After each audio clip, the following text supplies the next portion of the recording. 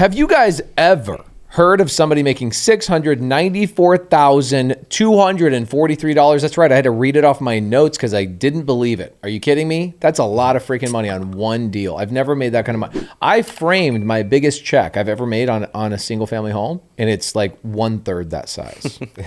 Impressive. And there's 3 of you. So maybe I made more as an individual than you guys made as an individual. I don't know, but I'm pretty impressed. This is a creative finance deal. This is the biggest profit I've seen on a creative finance deal that's not multifamily. There's big multifamily stuff I've made millions of dollars on, but a single family deal, this is insane. By the way, before we get started and start asking questions and dissecting, you guys can go to their Instagrams. Noel Cardosa over here on Instagram. He's got the, let's see, what Rolex do you got on today? Date Just. He's got the Date Just, okay? He's balling out. Now, Yohan has got that rose gold on. The presidential. The presidential, dog. These are real Rolexes, right? Yeah. They better be for $694,000. And then you got Yaddiel Real Estate. That's Yaddiel. And I think you've got the coolest watch, bro. I'm more of the techie nerd. You're more like, give me some functional stuff. Yeah. That's his personality trait. I love it. I don't know when somebody replies ASAP. You guys are like traditional bosses. And he's over here with the functional stuff. I love it. Partnerships are always, an interesting blend of people. Okay. Where the hell did this deal come from? Yeah, so this deal was in our early stage of the journey, to be honest. It was, right when we started really getting into like real estate and trying to make it an actual business. So in the beginning, we pulled lists from PropStream. We pulled lists from other sources. One of the sources that this one actually came out of was through Remine.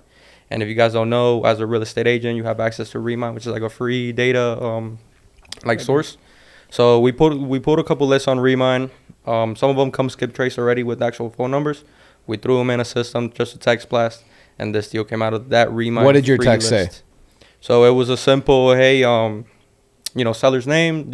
Would you like to get a cash offer for? Hey, your deal? seller, I think I can make $694,000 on your house. Would you please sell me your house? Like something along those lines, but a little bit. A little different. That wouldn't go over well, right, guys? No. Okay. Yeah, so quickly I jumped on it. I looked up the address when I saw this like mega mansion, pretty much 5,400 square feet. I was like, okay, like this is a good listing, right? We never even thought about it as like, okay, we're gonna buy this cash, because at the time we didn't really think we could achieve that. Also, like with a big old house like that, that's a multi-million-dollar house, that's a daunting and scary thing to even think about buying in the first place. Yeah. And so as an agent, you're like, all right, cool, we can still make money on this from an agent perspective. Exactly. And that's how you attacked it. And that's how we attacked it. So we booked an appointment. We went over there, and pretty much we toured the house. We looked at it. It was beautiful off the get-go. I mean, this was like masonry walls all around, courtyard, fountain. It was just beautiful. And, we walked around. It was outdated, of course, but it was still worth anywhere. Like, we ran a CMA on it, and it was worth anywhere between 1.1 to 1.15 as is, right? So we were like, okay, perfect. Seller, we're here. What would you like to do? We could definitely list it for this amount. And he told us no, like, off the get-go. He was like, no, I got to sell it, like, ASAP. Why? What was going on? So that was the thing. So we were like, okay. He's like, I need to buy a presidential rose gold Rolex. So he was like, I just got to get out of here. He was having situations with the people inside the house already, which was his like ex-family, as I would say. And he was like, I need $850 cash, and I'm ready to go. Wow. Yeah. And you knew already it was worth $300,000 more than that without fixing it up. Fixing it up. Yeah. Right. So we actually went back and offered him $700.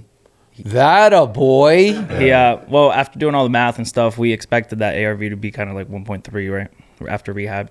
So offered him $700. That's when he gave us pretty much like the key of like, hey, I'd rather lose the house than sell it to you guys at $700. So that's when we really found out that there was motivation and the reason for that stuff. All right. So, What, like when you heard that, what was the immediate thought? Like, okay, we got to dig deeper. Yeah, kind of find out what's this guy's situation. So you didn't know like he had some BS going on inside the house yet? No, originally we thought it was like, okay, because he was like a retired baseball player. So he was going through a breakup with his relationship, and we thought that was the actual problem. But in reality, after we heard is this my next door neighbor? I'll tell you, my next door neighbor, I don't want to like, he won't sue me because I'm not going to say his name, but homeboy lives next door to me. Okay, he's a big time baseball dude, big time. Like if you knew his name, you'd be like, "What?" This dude has been married to this woman for like 25 plus years, okay, that he's with right now. And they're trying to sell the house. One of our students in SubTo ended up getting the listing after it expired, and he sold it SubTo in like one day, right? This was just not too long ago. And I was talking to the student. I was like, hey, what's going on? He's like, well, let me tell you what happened, right? Here's the story. There's some like stuff that's going on behind the scenes, but I can't really tell you stuff. There's just some family stuff. I was like, okay, cool, thanks, appreciate it. Anyway, the wife is out walking the dog one day and bumps into my wife and starts saying, here's what happened. It's a baseball guy. People living in the house. Are you sure this isn't my freaking neighbor's house that you guys made $600? Unless you live in Florida. What was his problem? Here's what his problem was. His wife of 25 years just found out that he had another family, another wife, and 4 kids across the country. Oh my goodness. For the last 25 years. He was figuring out how to manage all of this, 2 completely different families. And she was like, I was just blown away because all the money that comes from the baseball team, MLB, like big checks are coming in. Those checks come in to me. So I have no idea how he's supporting this other family. They live in another mansion. They got all this money. Like, it's a whole other world. And she goes, then I found out from the baseball team that they had been writing him 2 separate checks for his salary. Wow. One to the other family, one to me. For 25 years, he's been doing this. Oh my goodness. Yeah, that's pretty bad. That unfortunately is not super uncommon for baseball. It's crazy, Yeah. right? They're traveling around, they're whatever. So is this what was happening with this guy? He had another family type of thing? opposite. No. Opposite? Obviously. Well, So he his was wife out was sleeping working. around. Yeah, so he would go to camp and leave and stuff. And then, like, the neighbors started telling him, hey, there's a car there parked at your house every day. Oh, bro. And so at that point, they had already been broken up for about a year. She wasn't living in the house. So he comes back from a trip that he currently has. Like, he's gone for a few weeks. And a this few is months. why divorce attorneys are good lead sources right here. Yeah. You guys didn't get this from a divorce attorney, but this I mean, obviously should they're lead going to through a it, divorce, yeah. I imagine, right? Well, Yeah, they legally weren't fully married. Oh, Luckily, they weren't fully married. They fun. weren't fully married. So the story gets As my crazier grandma as would it say, goes. this is the screwing you get for the screwing you got. Yeah. Okay, you like that one? Right. Write that one down. Tell that to your grandchildren, okay? So he's away at camp. There's a car there. Yeah. Keep going. I cut you off. I'm so So sorry. he we originally thought that the problem was what he shared with us, which is like he's going through a separation, a breakup, just wants to get rid of the house, everything. But when we go and give him that $700,000 cash offer, he basically says, I'd rather lose it than take that number. And we start asking him, okay, like, what do you mean by that? Like, Trying to get the actual motivation just out of trying to figure out what's actually going on. And then we Was go it into because he's deeper- like, well, I got to split the money with this girl, or No, it was actually that.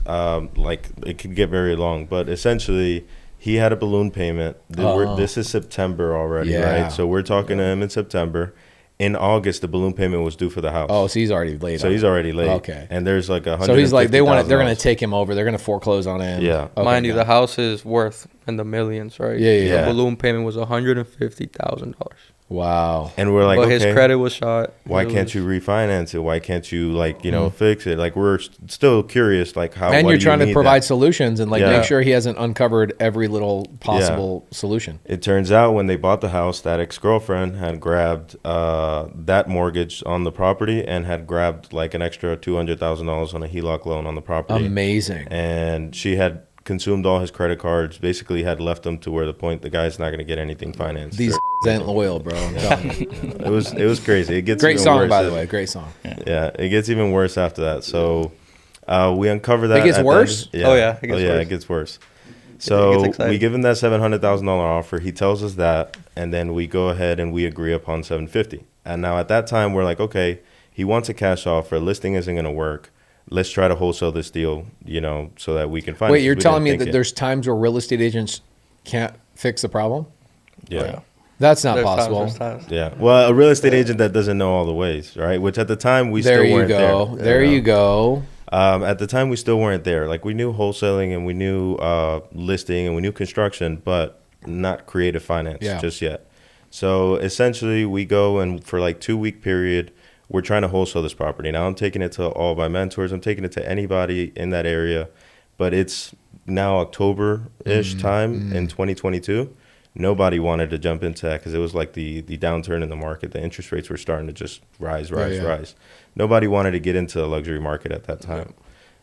So after a few weeks of like scrambling around, couldn't find somebody to wholesale the property to, we just start running out of options. And so we decided to go back to the seller and just like, you know, talking him through it. He basically just tells us, hey, I just need to cover this balloon payment right now. You know, how much are you guys able to raise essentially for it? And we start going to hard money lenders to start getting loans.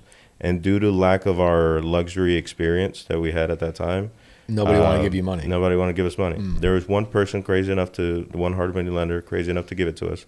But he gave it to us at 55%. Hell yeah. I wish that was me. Well, not 55%. He gives 55% of the loan. It's 55% of the purchase price. So it wasn't even renovation. It wasn't even ARV. Yeah. At the time when we're wholesaling it, we get an appraisal done on the that property. guy's my friend. What? Yeah. 55% of the purchase price? Of the purchase and we price. had an appraisal done to the property. That guy does already. one loan a year and he's good. Yeah. Well, Holy crap. we got the property appraised at 1.1 as it was sitting, and 1.35 ARV if we did some repairs to it.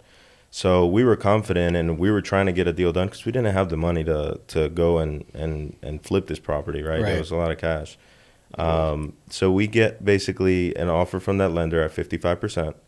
Now, that being said, we run into our next problem. Where do we find the other $370,000 plus renovation? Right. So we're scrambling around. We try to look for private money lenders. Couldn't find it. We couldn't do it. That's when we come across Yaddiel, and we start like with SubTo because Yaddiel has been part of the SubTo group. And a month in SubTo. Yeah, we start. That's all it takes, dog. Yeah. Did you get private money from the community too? Not at the time. Oh my gosh, Not there's at the so much time. private money in SubTo. Yeah. You know that well now. Yeah.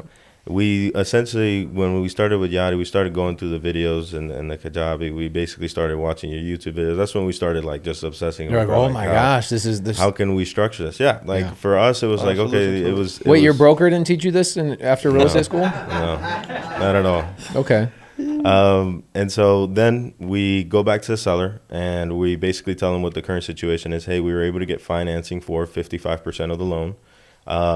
We then basically work out with him that he knows our intentions. At this point, he likes us. He knows that we've been trying to put the deal together. We've already extended the contract like 3 times. So Oh he was my aware. gosh. This guy was a unicorn, let me tell you. He was chill though, Like, right? he was He was super super. chill. He was super genuine guy, and honestly, it Was took his a girl whole- still stay in the house? No, she hadn't been there for a whole year. Oh, what? She hadn't been there for Okay, a whole got year. it. The guy was coming back from camp, and the only people that were there was his stepdaughter and his ex-mother-in-law. Okay, They're got still it. living in the house. So, long story short, the whole process takes about 2 months. But like at the month time frame, we are able to talk to him about basically carrying the other 45% Yes. through seller finance. Yes. We were super new to it. Imagine if you had done that like 3 months, 4 months prior. I wonder, would you have made more money or less money? I think less because Because we probably the would have. pain got worse. His ability to negotiate. I mean, Yeah. there's these times where like creative finance is such an amazing solution. Obviously, in this situation, you brought this amazing solution to the table. But also the fact that you didn't have that solution right away put this guy into a position where he's just like, anything you can do. Yeah, Exactly. exactly. You know? And then we were so new at it that honestly, I think now that we know a little bit more, sometimes we talk about interest rates and we talk about this when unneeded. At that time, we didn't know any better, so it basically was no payments, no interest, just pay back the loan in a year once you sell the property, and you flip it. Sounds like a scam. That $370,000 was at 0%, no payments for the whole year. Somebody make me a T-shirt that says "Sound like a scam" and then have SubTo logo. You gotta have a on little it. button. That'd be cool. Sounds like a scam button. Sounds like a scam. And so we get over that hurdle, so now we are able to fund the property itself, Yes. right? So it was purchase price of $750 with closing costs we were at like $780, $790. And we're coming no money out of pocket. The only thing we've paid thus far has been $2,500 as an escrow deposit from our pockets. Yes. Everything else had been covered. Now we run into the problem now where it's construction, right? Now we assume we're going to need anywhere between $100,000 to $150,000 to renovate this property and holding costs and everything. We thought it was like a 6-month time span, at most. So we start trying to find private money to raise for construction. And that becomes a bit of a challenge as well, because even then we didn't understand positioning of loans. We didn't Second lien understand. position. That makes, they'd be in the fourth. They'd be in the third or fourth. position. Yeah. The timing of the market too wasn't really in our favor. Like, Yeah. that's when No. interest rates just started going up. People were like, Getting "Dude, you guys scared. are crazy. Everybody, you guys you're are crazy. gonna like Yeah. every single person." I look at all three of you and I'm like, you are definitely all three crazy Yeah, guys. so a 100%. little crazy. I think we had nothing to lose, to be So honest. it's Yeah. good. That was I our take that mentality from throughout. Noel. Like, once you learn something, you really have nothing to lose. Yeah, 100%. And sometimes you just got to be, confident in yourself to be able to just figure something out with it. At that point in time, I'm telling you, we had nothing figured out. And we're still running through it and making it, happen. A long story short, we couldn't raise the money privately for the construction. We go back to the seller. Oh, so good. And- Tell me he goes to his ex-girl and says, will you ask your boyfriend to fund the construction? No, it didn't go that Okay. crazy. But knowing that at that time he had already disclosed to us his balloon payment was $150,000. That loan that's coming in at 55% is giving him $412,000.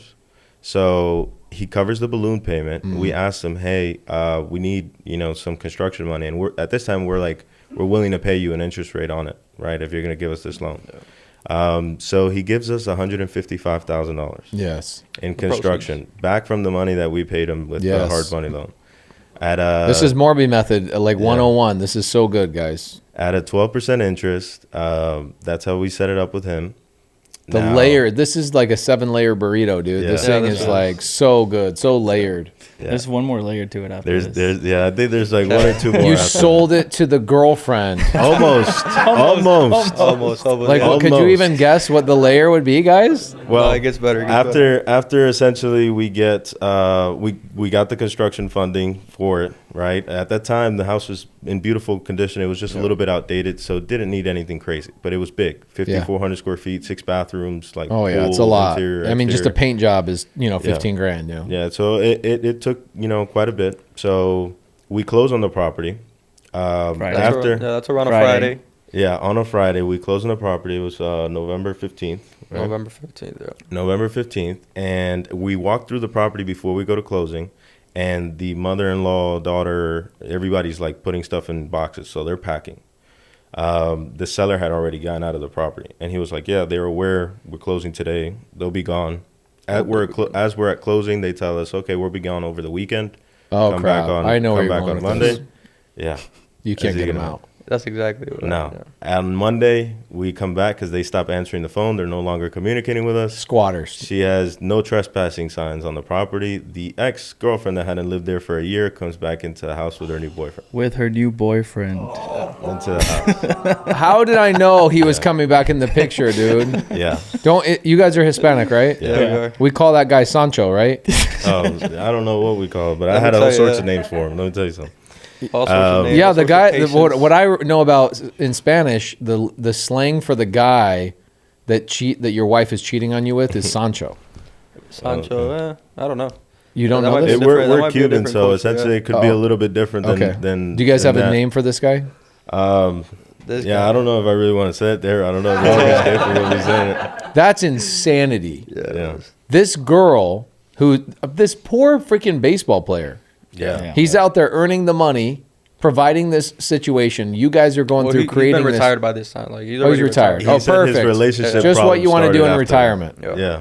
Deal with this BS. And that's essentially what happened. He said the relationship started going downhill after he retired. Yeah. So you could just imagine what she really was. Oh, she's following. after the money. Yeah. Yeah. So the mother and the daughter that are in the house, that wasn't his mom. That was his ex That was girl. the ex-one. Or his His daughter. ex girlfriend. They weren't even married. Yeah. Yeah. The guy He was should have super kicked nice. her ass out a long time ago. Trust me, The man. guy this was super nice. This guy's too nice. Way super too nice. Yeah. Hey, hey, ma'am, your daughter's been cheating on me. Get the F out of my house. That's Yeah. the line. Like Yeah. he lets the mom live in the house after the girl's been cheating on him. Yeah, that was one of the real reasons why he wanted to sell the property. I guess he didn't see himself kicking them out, right? Because he had been in that relationship for 12, 15 I years. see. He was trying to be really Yeah. nice and let you guys be the bad guys and say, hey, I'm selling the Yeah. house. These are the new owners. Essentially, Okay, yeah. got it. And he had been in that relationship for 12 or 15 years already. Like he had, he basically, even though it was his stepdaughter, he had raised her. So he had emotional attachment to Oh, it. man, this poor guy. But yeah, he was going through that kind of situation. So we overcome that hurdle. The next step is these people come into the property and they put no trespassing signs up. So now we just closed on this property. Yeah, we offered cash for keys. We offered, you know, everything in the books. But they wanted money from the proceeds from the seller. You know what I mean? Why? Because she was with them for all this time. She paid, you know, some property taxes 1 year or whatever, but Florida doesn't have any common laws. So she had no rights to anybody. It doesn't matter that she was cheating on him the whole time. Mom, nobody cared. No. Oh, these. Yeah, it was pretty terrible at that time. Now all we're left with is going through the eviction process. So it's November, holidays. You got Thanksgiving, everything you got slows Christmas, down. Everything Dude. just slowed down. You can't get attorneys to do anything. Can't do anything. No. Yeah, nothing happens. The process then takes us from November 17th that we started it until February 14th, right around there. So about 3 to 4 months. Mind you, during the whole time, we're driving back and forth just to, like, you know, see the house, make sure it's not caught on fire. So the house was sitting on 2 roadways, so you could go through the back and through the front.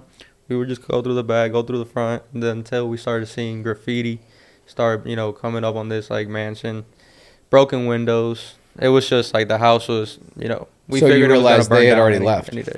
No, they still were there. They were just doing damages to the property. And so, like... Oh, they were? Yeah. It wasn't until, like... Because at that point, we go through the eviction process. We get set a court date. We go to court. They show up in court. Even the seller comes with us on court to, like, back us up with everything.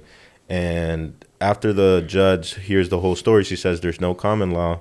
I'm going to give you 2 weeks to get your stuff out of the house. So she gives him an extra 2 weeks after that.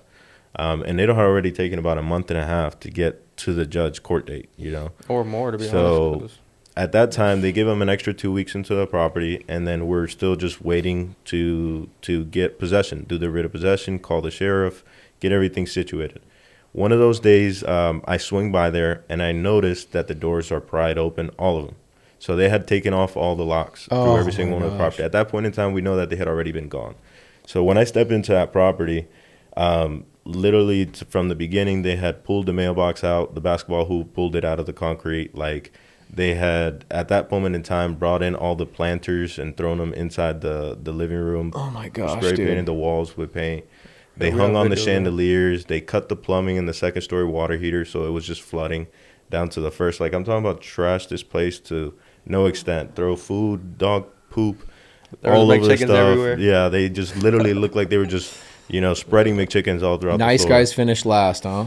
Yeah. This poor guy. They went and grabbed all the furniture, threw it inside the pool. The pool had already gotten, like, oxidized and mind you, during this time, we're paying holding costs. Of course. That's what I'm stressing out about this right now. These stuff.